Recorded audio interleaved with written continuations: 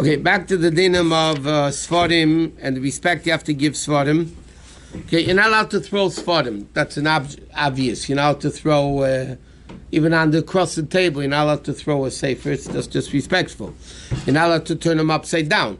So if you walk by and you see a chumash or a siddur or a sefer turned upside down, halachically you have an obligation to right side it up. So you're not allowed to have Sfarim upside down. A lot of times you find even in bookcases, Sfarim are upside down, or on the tables, Sfarim are upside down. So it's disrespectful to the sefer. So you have to put it the right way. Okay, the next din about not urinating in front of Sfarim doesn't apply anyway today.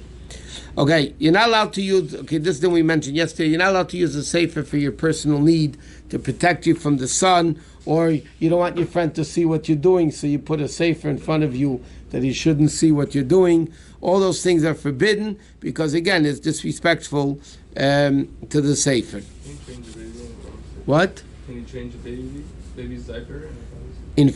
Directly in front of a sefer? No, it's disrespectful. In the kids' room, that's not a problem. We're speaking about an open sefer or even a sefer on the table. No, you could change a kid's diaper in a room that has Sfarim on it, yeah. But you don't do it, if you have a sefer on the table, you don't change the kid on the table, you know what I mean, or right next to the table. Are you allowed to sleep in a room that has like chumash and stuff like that? You're allowed to sleep, you can't have relations unless if you cover it. But sleeping, you could sleep.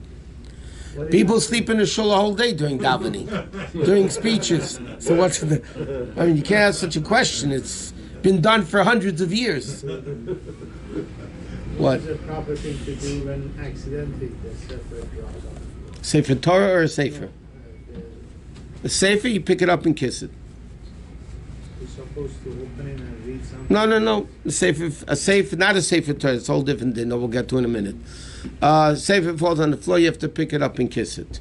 By the way, if a yarmulke falls on the floor, and you always see people pick it up and kiss it, there's no holiness in a yarmulke and a kippah whatsoever. But if kids like to do that, you can't stop them.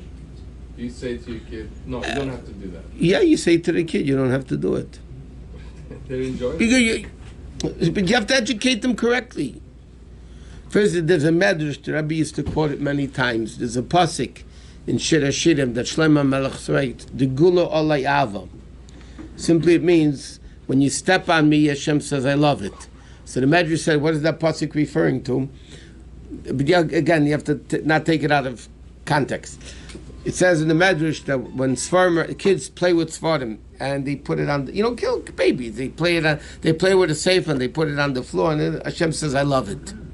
The gula lai literally means you want to step on me, I love it, Hashem says, when little kids do it. At the same time, you have a halachic obligation that you have to teach a child that you don't put Sfarim on the floor, and if they put on if the sefer goes on the floor, you have to kiss it.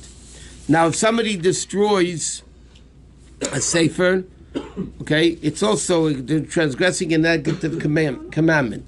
Because the Torah says you have to destroy all idol worshipping places.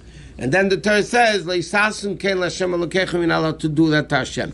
So the Gemara says it doesn't only mean a shul or a yeshiva you're not allowed to destroy, but it means even Sfarim that are Hashem's thing, you're not allowed to destroy them. Okay, next. Remember, if we learned an interesting thing about the Mechikas Hashem, about erasing Hashem's name, which is again also forbidden.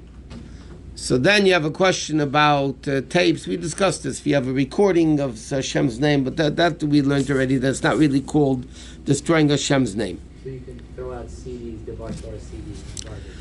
Halachically, you could throw them out. We learned the Shaila, the Moshe has a whole tshuva about erasing a tape. It doesn't apply. You couldn't take a disc today and erase it. You can erase a disc today, right? There are some that you can, some... Okay. We're speaking about those that you could. So the Moshe writes, it's really not a problem because there's nothing written there. But he writes, instead of erasing the tape, he writes it's better to tape over it. Because then you're only indirectly erasing the name of Hashem rather than directly erasing it. But we mentioned this in the past, and this is a real scenario I heard from a number of people. I saw it myself once. There are people that have tattoos of Yud Kei Vav Kei. Right? You ever see, guys? They have a tattoo Yud Kei Vav Kei. So the Gemara in Shabbos really talks about that, and the Gemara says you can't go into a bathroom and all that. But I saw a tshuva. It's not so simple, by the way, today, because the name of Hashem only has kedusha if a Jew writes it. If a guy writes the name of Hashem, it has no kedusha. Now, who does the tattooing usually? Not Jews, right? I don't mean the one that gets the tattoo. That all the Jews have tattoos. Talking about who tattoos. Mostly Jews. Louis, the big guys are all Jews. That tattoo? The artists? Yeah. That tattoo? Okay. But again, if it's not a Jew, that's So if okay. I want to get a tattoo, go to a non-Jew. You say. If it's a non-Jew, And you want to get if it's a non-Jew that did it already, no, you have a lot of guys that did it and then they became from, and now they have tattoos all over their bodies and what to do. So the thing is, the tshuva said over there that because it's a guy that did the name, so it's not necessarily holy, even though it says Yud Kei Vav Kei, but it's not necessarily holy. But it's not so simple, because even to remove a tattoo, in other words, while we're on the topic of tattoos, number one, it's forbidden to do a tattoo. It's not forbidden to have a tattoo. In other words, it means in very simple English, if somebody has a tattoo, let's say they had a tattoo, they weren't religious, and now they became from, do they have an obligation to remove it? So halachically they don't, because the Torah says you can't make a tattoo. The sin is to make a tattoo, but not that you can't have a tattoo. And therefore, once you have it already, you have no obligation to remove it. But there's a bigger question involved. And this is also discussed in halacha. It's not so simple. And that is, sometimes, how do they remove a tattoo? By tattooing over it.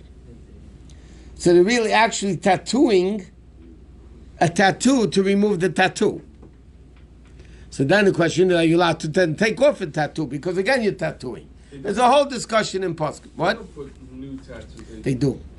They actually go with a needle underneath the skin. You have to take it off. They don't Yeah. put new ink in there. But sometimes they do. They put in a clear ink, skin colored. That's what sometimes they do to remove to take away the color of that tattoo.